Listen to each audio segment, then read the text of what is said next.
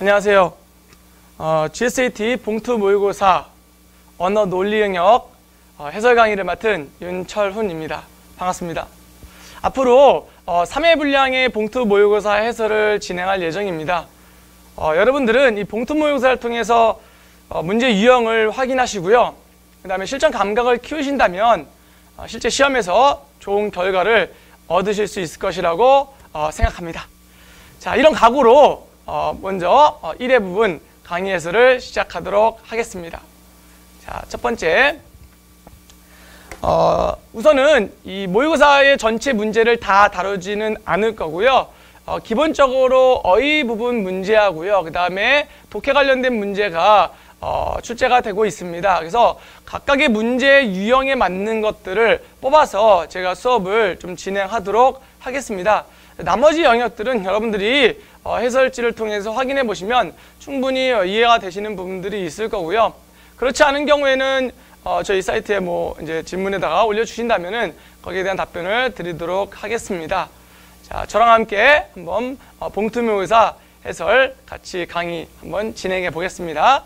자, 첫 번째 여러분들 2번 문제입니다. 그래서 어휘 문제이고요. 여러분들 틀린 문제는 다시 보아도 잘 모르겠다. 그래서 보기에 나와 있는 이 어휘와 그 다음에 나머지 어휘들의 쓰임이 같은 것을 찾아라 라는 이런 문제입니다. 그래서 이런 문제는요, 앞뒤 단어, 즉 그 표시가 된 단어의 앞뒤 단어의 문맥을 통해서 확인해 보시면 좀 더 쉽게 문제를 푸실 수가 있습니다. 그래서 이것도 한번 앞뒤 관계를 확인해 보도록 하겠습니다. 자, 틀린 문제죠. 틀린 문제를 보아도 했습니다. 다시잖아요. 그리고 주겠습니다. 다시 본다라고 했기 때문에 되풀이하다 이런 의미로 볼 수가 있는 거죠. 자, 그런데 문제는요, 여기 쭉 보면은 다 되풀이하는 의미로 볼 수도 있습니다. 가능하죠? 그럴 때는 자, 보세요. 틀린 문제를 다시 본다. 이 A를 또다시 한 번 더 A로 본다. 이런 의미로 이해하시면 문맥적 의미가 좀 이해가 될까요? 자, 그랬을 때, 자, 이슬이 내리고 다시 날이 밝아왔다. 날이 밝아오는 건 되풀이는 맞습니다. 그러나 A라는 것이 다시 A로 오는 게 아니죠. 어제의 날이 오늘의 날 같은 거 아니니까요. 이렇게 된다라고 확인해 주시면 됩니다. 문맥이라는 건 결국 그 문장 안에서 의미하는, 즉 그 단어가 문장 안에서 어떤 역할로서 어떤 의미를 나타내고 있냐, 이게 핵심이기 때문에요. 문맥적 의미를 이렇게 파악해 보시면 됩니다. 자, 다시 강조하지만, 자, 했어요. 강조한 것을 다시 약속 시간이 늦으면 안 돼. 약속 시간에 늦으면 안 돼. 그랬죠? 그러니까 여러분들 보세요. A라는 거죠. 이걸 A로 한다면 약속 시간 늦으면 안 된다. 이걸 또 한 거죠. 앞에 이미 한번 했던 겁니다. 그래서 A가 다시 A로 강조가 됐구나. 그래서 여러분들 답은 2번을 고르시면 된다라는 겁니다. 문맥적 의미도 나름대로 이제 이러한 원리를 가지고 풀어낼 수는 있습니다. 그러나 이게 이제 모든 어떤 문제 유형에서 맞는 건 아니고요. 대체적으로 제가 문제를 여러 번 풀어보고 출제도 해본 경험에 의하면 이런 식으로 이제 문제들을 여러분들이 확인해 나갈 수 있다라는 겁니다. 좀 더 쉽게 푸는 게 여러분들한테는 지금 유리한 방법이니까요. 그런 식으로 확인을 해 두시면 되겠습니다. 나머지는 여러분들 해설지를 한번 좀 확인해 두시면 좋을 것 같습니다. 자, 그 다음에 넘어가도록 하겠습니다. 자, 그래서 어휘 문제는요, 이 앞뒤 단어들, 다시 한번 말씀드리는 앞뒤 단어들의 관계에 파악해라 라는 겁니다. 그리고 행위가 앞에 행위가 뒤에 행위와 어떤 관련이 있느냐라는 거죠. 그게 이제 일종의 문맥적 의미를 파악하는 겁니다. 그런 어떤 어휘가 가지고 있는 문장 안에서의 역할과 의미와 이런 것들을 찾아내는 문제이기 때문에 어휘에 집중하는 것도 중요하지만 문장 전체 안에서 어휘가 갖는 역할, 기능을 좀 더 명확하게 확인할 수 있는 연습을 하셨으면 좋겠습니다. 네, 다음 넘어가겠습니다.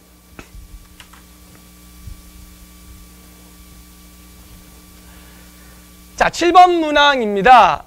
어휘 문제죠. 여전히 어휘 문제입니다. 기본적으로는 두 파트입니다. 이 GSAT의 문제는요, 어휘 문제와 독해 문제, 기본적으로 두 가지라고 여러분들이 이해하시면 되고요. 다만 문제 유형이 좀 다르게 제시가 될 뿐입니다. 어휘 문제에서도 직접적으로 아까 좀 전에 본 것처럼 문장 안에서의 어떤 문제를 찾는 경우도 있고요. 이렇게 빈칸을 넣어서 단어를, 어휘를 찾아서 넣을 수 있느냐 없느냐, 즉 어휘 문제다라는 거, 기본은 그런 걸 좀 머릿속에 집어넣어 주시면 되겠습니다. 자, 그럼 한번 넣어볼까요? 자, 7번 문항인데요. 우리 목표는 했습니다. 자, 목표는 했고요. 인격, 올바른 인격을 했습니다. 우리 회사는 신제품 홍보를 위해 홍보팀을 새롭게, 물리학계는 태양계의 무슨 과정, 자, 이렇게 밝힌다, 이렇게 나와 있습니다. 여전히 이것도 문맥적 의미를 묻는 문제입니다. 그래서 거기 단어 적합하냐 적합하지 않느냐. 근데 친절하게도 우리는 이거는 오지선다형이죠. 그래서 선택지에 나와 있는 단어들을 직접 확인해서 넣어서 말이 되는지 안 되는지 확인하면 좀 더 빠르게 푸실 수 있습니다. 첫 번째, 우선 만연을 넣는다는데, 목표가 만연되다, 인격이 만연되다, 홍보팀을 새롭게 만연했다, 태양계의 만연 과정이다. 자, 우선은 만연이란 단어를 넣어보니까 이거는 넣을 수가 없다라는 것이죠. 만연은 넣을 수가 없습니다. 어디에도 들어가지 않아요. 이렇게 하나씩 넣어보아서 푸는 문제들은 좀 더 빠르게 진행할 수 있는 부분입니다. 자, 참고로 말씀드리면 문제를 25분 내에 30문항을 풀어내야 됩니다. 어휘 문제 빨리 푸셔야 됩니다. 그리고 독해에 좀 더 집중하는 형태로 여러분들 시험에 임해야지 좀 더 고득점을 올릴 수 있을 것입니다. 아시겠죠? 자, 우선 7번의 답은 나와 있습니다. 그럼 우리 하나씩 넣어보자라는 거죠. 자, 목표를 뭐 한다? 그 단어 중에서 목표를 달성이라는 단어가 적절하겠죠. 거기에는 이룬다라는 거고요. 인격은 형성해야겠죠. 신제품 홍보를 위해서 홍보팀을 새롭게 구성해야겠죠. 구성. 물리학계는 태양계의 어떤 과정이죠? 거기는 아이고, 죄송합니다. 잘못했네요. 생성 과정이죠. 자, 6번 문제는 헷갈렸는데, 거기는 조성이란 단어가 들어갈 수가 없다라는 겁니다. 정정합니다.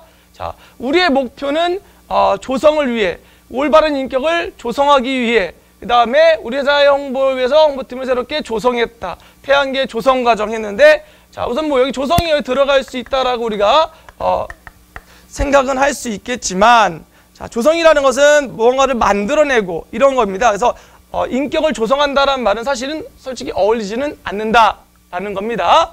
자, 그래서 앞뒤에 있는, 가로 앞뒤에 있는 단어들을 확인해 보시고요. 그 단어와 연관성이 있는 어휘를 골라내셔야 된다라는 겁니다. 예. 아까 만연은 6번 문제는 제가 좀 헷갈렸습니다. 예. 7번 문제에서 이렇게 문제를 확인하시면 되겠습니다. 직접 하나씩 넣어보셔라 라는 거 다시 한번 말씀을 드리겠습니다. 네, 다음 넘어가겠습니다.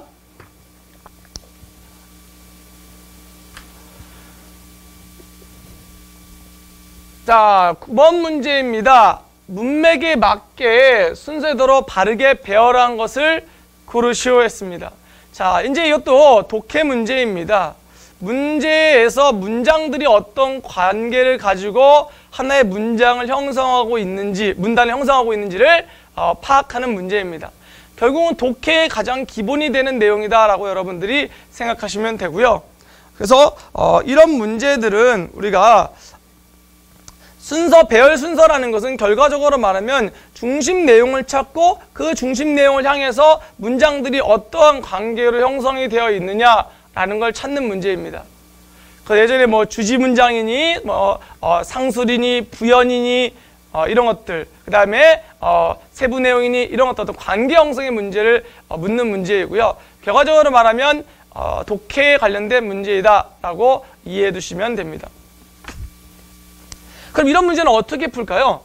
우선 여러분들 그동안에 많이 풀어보셨을 겁니다. 우선 문장이라는 것은 문장과 문장의 관계를 형성해주는 요소들이 있죠. 일종의 그걸 표지라고 합니다. 그래서 이제 문장에서 이루어지는 표지라고 하는데, 즉 어떠한 방식으로 이 글이 어디와 연결되어 있음을 알려주는 일종의 글 안에서의 표지판 같은 역할을 하는 걸 표지라고 합니다. 그럼 우리가 표지가 뭐가 있나 한번 살펴볼까요? 자, 우선 신하들은 앞에서 했고요. 그 다음에 발겐슈텐이, 그 다음에 어둠 속에서 갑자기, 어쨌든, 하지만 했죠. 자, 그러면 우리가 쉽게 알 수 있는 것들 접수어입니다. 하지만, 어쨌든 이런 것들이죠. 자, 하지만은 앞뒤 관계가 어떤 관계죠? 앞뒤 관계가 반의 관계죠. A에 있는데 그것과 반대되는 내용 B가 나왔다라는 거죠. A에 있는데 B로 나왔다. 반대되는 내용이다라는 거죠. 이렇게 나왔다라는 걸 의미합니다. 그러면 여러분들 우선 먼저 우리가 확인해야 했거든요. 이런 접속어가 붙었다는 건요. 가장 먼저 나올 수 있는 문장은 아니다라는 거 여러분들 이미 알고 계실 겁니다. 그렇죠? 네. 그렇기 때문에 우리가 라마는 먼저 나올 수가 없다. 예. 선택지에도 당연히 라마를 먼저 제시하지는 않습니다. 그래서 우리가 이제 찾아야겠죠. 먼저 나와야 할 것이 무엇이냐. 그럼 우선은 라마는 빼고 가, 나, 다를 가지고 가장 먼저 나와야 할 문장이 뭔지를 확인해보자 라는 겁니다. 그런데 신하들 앞에서 군왕으로서의 용기를 과시하고 싶었던 것이다 했죠. 군왕으로서의 용기를 과시한다 했습니다. 그럼 군왕이 어딨냐? 덴마크의 왕 프레데릭 3세 여기 나와 있죠. 그러니까 얘 다음에 얘가 이어져야 된다라는 거 우리가 알 수가 있는 겁니다. 그러니까 가는 먼저 나올 수가 없다. 되셨습니까? 자, 그 다음에 발겐슈텐이 코펜하겐에서 마술한 등을 시연했을 때 일이다. 뭐뭐 했을 때 일이다 그랬네요. 그러면 사건의 시작을 알리는 문장이죠. 그러니까 우리는 가가 가장 먼저 나와야 된다라는 나가 가장 먼저 나와야 되는구나 라는 거를 여기서 확인을 할 수 있는 겁니다. 문장에 있는 요소들을 활용해서 어떤 것이 가장 먼저 와야 되는지를 확인해 두시는 게 문제를 풀 때, 즉 선택지를 고를 때 훨씬 쉽게 고를 수가 있습니다. 그러면 나가 먼저 왔고요. 그 다음에 그 마술한 등에 나오는 내용이 뭐냐? 그건 바로 뭐냐? 어둠 속에서 갑자기 해골이 등장하는 모습이다 라는 거죠. 그래서 2번은 다가 나와 있는. 그래서 모두 겁을 집어 먹었는데 누구만? 프레데릭 3세만 애써 태어난 척하면서 그것을 3번 반복해달라고 요청했다. 했죠? 왜? 왜 요청했냐라는 건 바로 이 위로 올라가는 겁니다. 어떻게? 신하들 앞에서 군왕으로서 용기를 과시하고 싶었던 것이다. 이유가 나왔죠. 이유. 그래서 여러분들 1번, 2번, 3번, 그 다음에 4번 되는 겁니다. 그리고 마지막에서 어쨌든 여기서 우리는 이 새로운 매체의 효과, 즉 새로운 매체, 자 이것도 하나의 힌트죠. 힌트. 바로 마술, 정신이 없네요. 마술 환등이죠. 환등의 효과가 공포에 있음을 알 수 있다. 그래서 이것이 5번 되는 순서로 여러분들이 이어져 나가야 된다는 겁니다. 자, 일종의 어떻게 보면요, 이 언어 논리 문제, 즉 논리죠, 논리. 그러니까 문장 관계도 어느 일종의 논리를 가지고 문장이 작성된다. 여러분들 명심해 두시기 바랍니다. 네, 다음 넘어가겠습니다.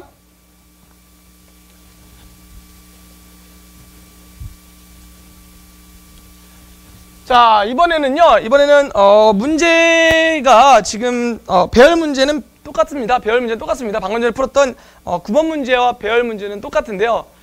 이제 하나의 어떤 문단을 빼어내서 그 문단 관계를 묻는 문제입니다. 즉, 좀 전에 풀었던 9번 문제가 문장 간의 관계를 물었다면은 이번에는 문단 간의 어떤 문단의 관계라고 볼 수 있는 겁니다. 좀 더 복잡하게 넘어가면은요, 이게 이제 배열 다른 어떤 한 문단을 빼낸 다음에 그 문단 다음에 어떻게 이어져 오느냐라는 순서를 묻는 문제 유형도 있습니다. 그래서 그건 다음 회에 아마 접해보실 수 있을 것 같고요.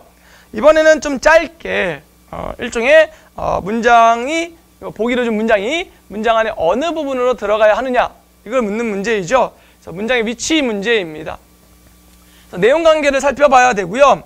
이것도 보면은 이것은 논리의 결함에서 오는 것이 아니라 했습니다. 자, 이것도 보기에서 여러분들 우리가 어떤 근거적인 요소, 즉 들어가야 될 때가 어디인가를 알려주는 것, 즉 문제에 답이 있다. 항상 말씀하시는 부분들이죠. 강의하시는 분들이 문제에 답이 있습니다. 선택지 답이 있습니다.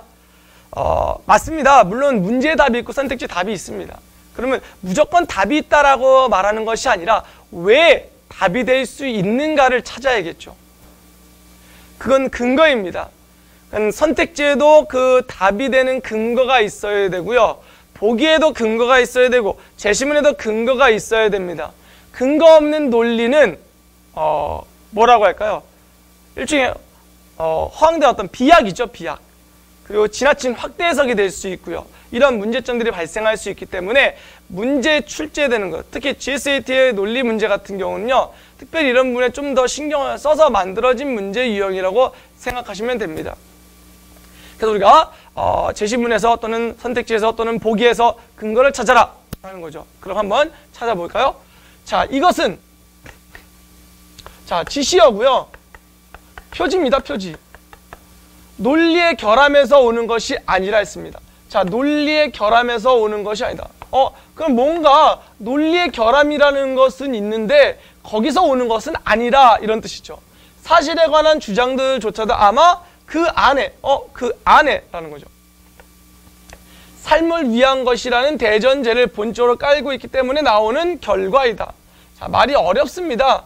이 지문 제가 보면서 좀 여러분들이 어렵지 않을까라는 생각을 했었거든요.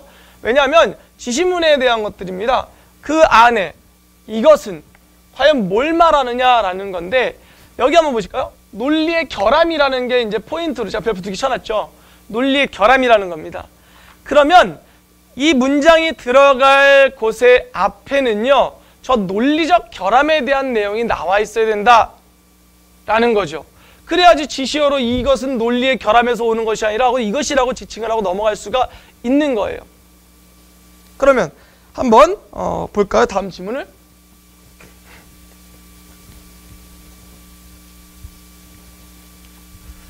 제가 한번 보겠습니다. 한번 보세요. 자, 서구과학이 지닌 한 가지 중요한 특징은 이것이 당위성이 아닌 사실성으로 시작하고 사실성으로 끝난다는 점이다. 자, 그래서 논리적 결함에 대한 부분은 나와 있는 부분이 없죠. 삶의 세계 안에서 당위성은 매우 중요한 것이지만, 자, 지금 보니까 당위성, 사실성, 당위성. 자, 이것은 학문 그 자체 속에서도 자연스레 도출되는 것이 아니라 이를 활용한 당사자가 별도로 끌어내야 하는 것이다. 이 점에서 왕왕 혼동이 일어나기도 하지만 이른바 자연주의적 오류라 하여 경계의 대상으로 삼고 있다. 여기도 거기서 지금 보기 선택한 논리의 결함이라는 부분은 좀 찾기가 어려울 것 같아요. 특히 자연과학의 논리적 구조를 살펴보면 이제 드디어 논리적인 구조라는 개념이 나왔습니다. 보기에 나와 있는 그 단어와 유사한 단어, 논리의 결함, 논리 나와 있죠. 자, 그 다음 볼게요. 좀 더 살펴볼게요. 이 속에. 그렇죠. 보기 안에서도 그 안에라는 거. 여기는 속에라는 거. 같은 거라는 거 아시죠? 속과 안. 당위성까지 나왔습니다. 끼어들 어떠한 공간도 허락되어 있지 않다. 근데 아직까지는 논리적 구조에 대한 설명이지만 결함의 부분은 설명하고 있지 않다라는 거 확인할 수 있습니다. 그런데 매우 흥미롭게도 동양의 학문에서는 당위성과 사실성이 하나의 체계 속에 자연스럽게 서로 연결되고 있음을 볼 수 있다. 자, 동양의 학문에서 당위성, 사실성이 하나의 체계 속에서 자연스럽게 서로 연결되고 있음을 볼 수 있다. 그 말은 흥미롭게도라는 단어를 봤을 때 원래는 얘네 둘은 서로 어울릴 수 없다라는 생각이죠. 글쓴이의 생각은. 서로 어울릴 수 없는 것임에도 불구하고 흥미롭게 뭐했냐? 서로 자연스럽게 서로 연결되고 있음을 볼 수 있다 이거죠. 동양에서 학문한다고 하면 선비를 떠올리는 것도 바로 이러한 데에서 연유하게 된다라는 겁니다. 그러면 자, 한번 보겠습니다.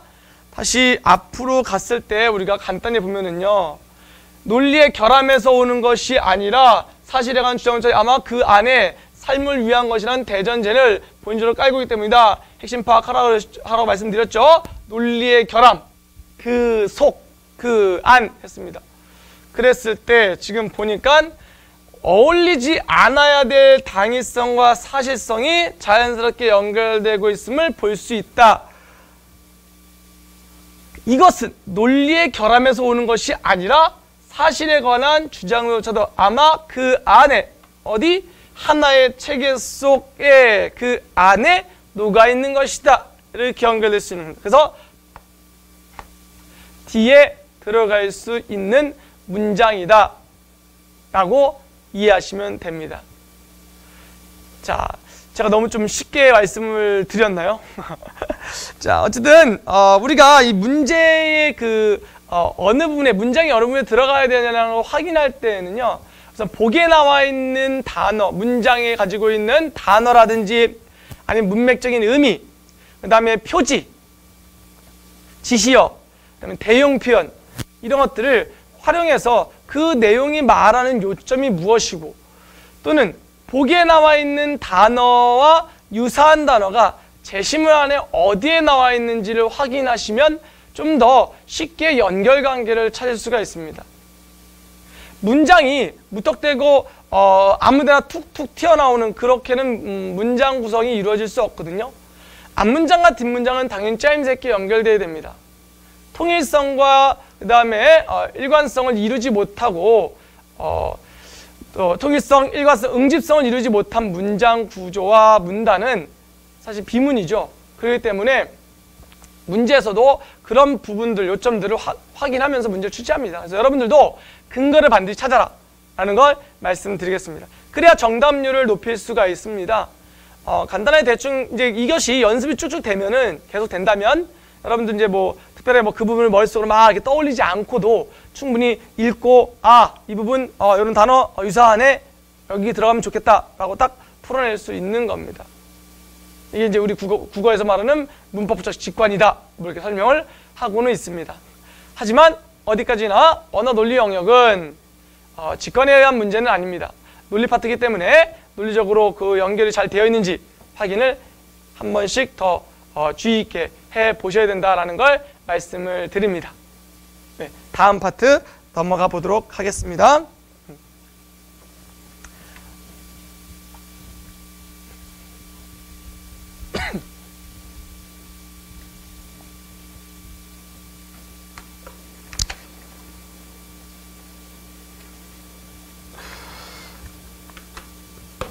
자, 다음은 문맥상 빈칸에 들어가기에 적절한 것은 했습니다. 그래서 조금 문장 유형이 좀 다르죠? 그래서 요거는 이제 또 문장 안에 빈칸을 주고 거기에 들어갈 단어를 골라라 라는 이런 문장을 골라라 라는 문제입니다. 결과적으로 말하면 독해 문제라고 보는 거죠, 이것도요. 예, 유형만 좀 달라진 겁니다. 그래서 흐름 속에서, 문장의 흐름 속에서 이 안에는 어떠한 문장이 들어가야지 또는 어떠한 말이 들어가야지 문장을 자연스럽게 연결할 수 있을까에 대한 고민을 여러분들에게 문제로 출제한 것이다 라고 생각을 하시면 됩니다. 그럼 이런 문제는 또 어떻게 풀어야 할까요?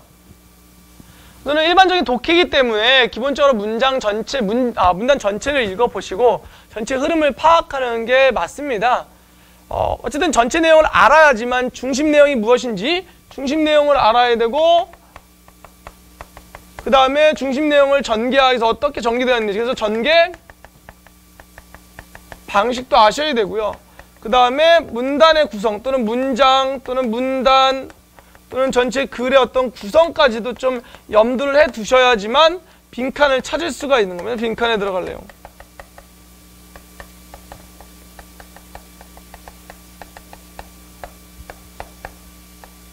찾을 수 있는 겁니다. 그런데 이게 다 문장을 전체를 읽어서 풀면은 여러분들 시간상으로도 많이 부족할 부분들이 있습니다. 그래서 이미 시도를 하고 계신 분도 있겠지만 선택지를 보시고 그 선택지가 문장하고의 문단 또는 제시문하고의 관계가 어떻게 형성될 수 있는가를 한 번쯤 머릿속에 먼저 떠올리신 다음에 문장에 들어가서 또는 제시문에 들어가서 그 글을 읽어보면 좀 더 쉽게 여긴 뭐가 들어갈 수 있겠구나 파악할 수 있는 부분입니다. 그 선택지를 읽음으로 해서 이 글에 무엇에 대해서 얘기하고 있는지도 우리가 미리 예측할 수가 있습니다. 자, 독해 문제의 가장 좋은 방법은 보통은 읽기 전중 활동이라고 얘기를 합니다. 읽기 전, 읽는 중, 읽은 후. 근데 우리는 문제를 푸는 거기 때문에 이 과정을 다 거칠 필요는 없고요.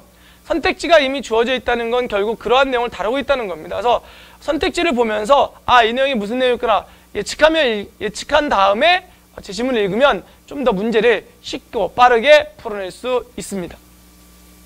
하실 수 있겠죠? 네, 바로 들어가 보겠습니다. 문제. 자, 같은 음악, 같은 춤을 공연하더라도 할 때마다 조금씩 다르다. 자, 그렇죠? 음악과 춤 같은 걸 하는데 공연할 때마다 조금씩 다르다. 저도 마찬가지입니다. 똑같은 내용을 강의를 하더라도 이 시간에 할 때 저 시간에 할 때 똑같은 내용인데도 불구하고 똑같은 문제에도 불구하고 똑같이 진행이 안 되죠. 설명도 다르고 상황에 따라서 또 드는 예도 다를 거고 제시문을 읽어가는 방법도 다를 거고 이런 겁니다. 여기서 그 얘기를 하고 있는 겁니다. 그만큼 우리의 공연 예술의 특성인 일회성이 두드러진다. 그렇죠? 한 번 하고 나면 그걸 되돌릴 수 없는 겁니다. 또 같은 춤을 공연하더라도 고정된 것을 반복하는 녹음 테이프에 맞춰 하면 춤추는 사람부터가 어딘가 어색해지고 관중도 별 흥을 느끼지 못한다라는 겁니다. 저도 만약에 여기서 짜준 대본을 가지고 똑같이 그냥 읽어나가면서 해라. 마치 연예인들이 이제 뭐 드라마를 찍거나 영화를 찍을 때 대본을 가지고 하듯이요. 하지만 그들도 뭐 애드리브라고 그러죠. 애드리브가 있지 않습니까? 그러니까 우리도 마찬가지고 공연도 마찬가지라는 겁니다. 했고요. 생음악에 반주하고 그것도 춤추는 사람과 반주하는 사람이 마주보고 눈길을 주고받으며 호흡을 같이 해야 제대로 판이 어우러지는 것이다. 그래서 음악과 춤이 앞서거니 뒤서거니 하면서 때로는 음악과 춤이 전혀 제각기 제멋대로 공연되어도 좋은 것이다. 이를테면 휘몰이로 마구 몰아대는 음악 반주에 춤은 거기에 아랑곳없이 아주 느리고 태평스러운 춤을 춘다든지 하는 음악과 춤의 이러한 극단적인 대비에서 오히려 역동성이 드러나고 했습니다. 자, 그 다음에 가로가 있어요. 나아가 그랬죠. 나아가. 자, 이거 뭐죠? 표지입니다. 표지. 나아간다. 그럼 앞문장의 내용에서 좀 더 발전되어서 또는 좀 더 앞으로 나아가서 진전되어서 뭐 이런 식으로 의미가 이해할 수가 있는 부분이에요. 그럼 가로 안에 들어갈 부분은 그런 내용이 들어가야 됩니다. 자, 그러면 먼저 한번 제시문을 선택지를 한번 볼까요? 자, 춤 없이 음악만 연주될 때 안 나와있네요. 자, 춤 없이 음악만 연주될 때 문제지를 좀 보시기 바랍니다. 춤 없이 음악만 연주될 때 반주와 춤이 동시에 빨라질 때 느린 춤에 느린 반주가 연주될 때 춤의 내용을 반주로 표현할 수 있을 때 춤과 음악의 자유로운 불일치를 이룰 때 자, 앞에 나온 내용이 뭐죠? 다시 한번 가보면은요. 앞에 나온 내용이 보면은 휘몰이로 마구 몰아대는 음악 반주에 춤은 거기에 아랑곳하여 아주 느리고 태평스럽고 이런 춤을 춘답니다. 그래서 음악과 춤의 이러한 극단적인 대비, 즉 대비가 말하는 게 뭐냐면요. 바로 불일치죠. 불일치입니다. 안 맞는 거죠. 빠른 장단인데 느린 춤. 오히려 거기서 뭘 느낀다? 역동성이죠. 즉 불일치의 긍정입니다. 여기는 불일치를 긍정한다라는 겁니다. 그럼 거기서 불일치의 긍정에 대한 설명 나와 있는 선택지는 그렇죠. 5번이죠. 네, 5번이 답이 된다라는 겁니다. 이해되셨나요? 이런 식으로 마찬가지입니다. 이것도 아까 맨 처음에 이제 어에 대한 문제 풀 때도 앞뒤 관계, 문맥 관계 확인해라. 근데 문장도 마찬가지입니다. 문단 안에서 앞 문장과 뒷 문장의 영향 관계를 확인해서 들어간 문장 찾으면 됩니다. 자, 그래서 이렇게 문제를 확인할 수 있다, 해결할 수 있다라는 거 보여드렸습니다. 다음 넘어갑니다. 자, 마지막 질문입니다. 보겠습니다. 17번 문제. 자, 여러분들에게 뭐 일일이 하나씩 다 읽어나가는 것보다는요, 자, 하나는 읽어드리고요, 좀 더 빠르게 문제를 풀 수 있는 방법들을 좀 설명을 하려고 합니다. 마지막 봉투모의고사 같은 경우는 뭐 마지막에 이제 실전 대비 연습이기 때문에 얼마나 빠르게 정해진 시간 내에 오답률을 줄이고 정답률을 높이느냐라는 관건이기 때문에 그러한 부분들에 초점 맞춰서 해설을 하도록 하겠습니다. 자, 그래서 17번 보면요. 글의 주제로 적절한 거, 주제죠, 주제. 자, 주제는 전체 내용을 포괄적으로 다루어야 한다라는 거 알고 계시죠? 자, 그럼 봅니다. 자, 우선 선택지가 없어서 한번 보면은요. 지금 이 부분도 지금 역사적으로 볼 때 지금 세 문단으로 나눠져 있거든요. 역사로 볼 때 시민혁명이나 민중봉기 등의 배경은 정부의 과도한 세금 징수도 하나의 요인으로 자리 잡고 있다. 자, 세금에 대한 내용 다루고 있습니다. 다 읽지 않고 넘어가겠습니다. 두 번째 문단 볼까요? 자, 경제학의 시준 아담 스미스. 여러분들 많이 알고 계시죠? 아담 스미스. 보이지 않는 손. 자, 많은 경제학들이 제시하는 바람직한 조세 원칙 중 가장 대표적인 것이 공평과 효율의 원칙이다라고 할 수 있다라는 겁니다. 자, 다음 봅니다. 세 번째 문단. 자, 조세 원칙을 설명할 때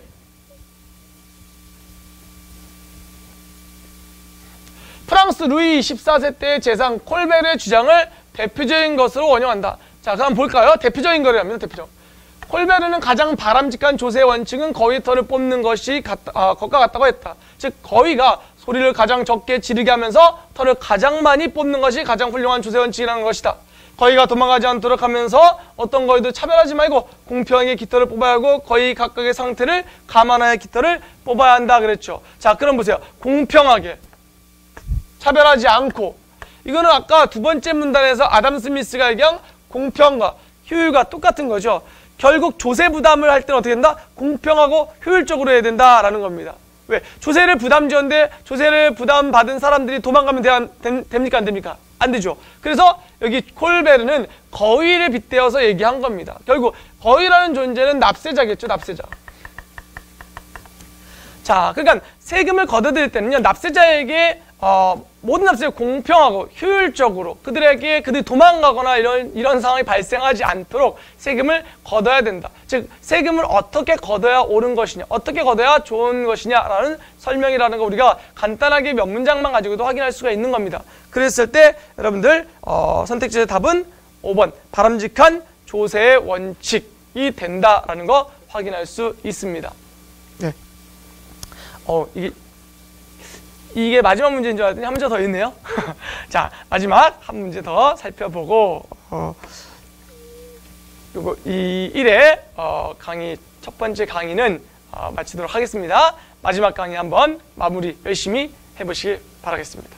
자, 들어갑니다. 자, 이것도 마찬가지로 주제와 관련되어 있는 언어의 특징입니다. 언어의 특징. 자, 발문 여러분들 주의 있게 보셔야 되는 거 알고 계시죠?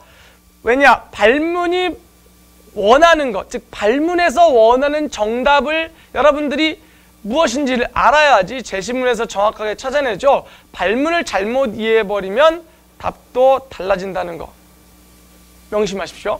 자, 들어갑니다.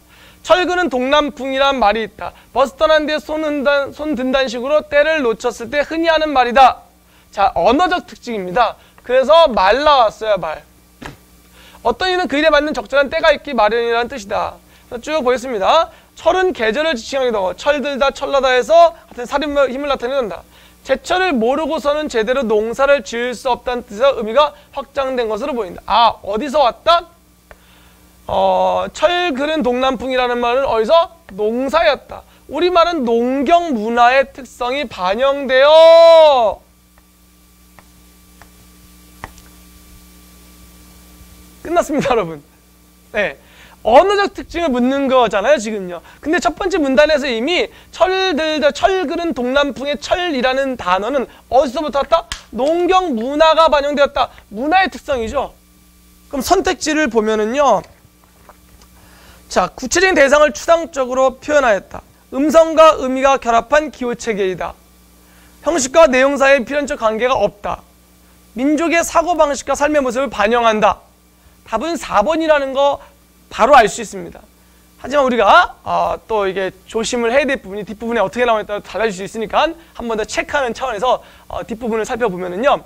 자, 보겠습니다. 이른바 보릿고개 이번에는 보릿고개죠. 쭉 한국인 없을 것이다. 지난해 묵은 곡식은 이미 바닥이 났고 보리는 아직 여물지 않은 음력 4에서 5월경. 지금 보릿고개에 대한 설명을 쭉 서술하고 있습니다.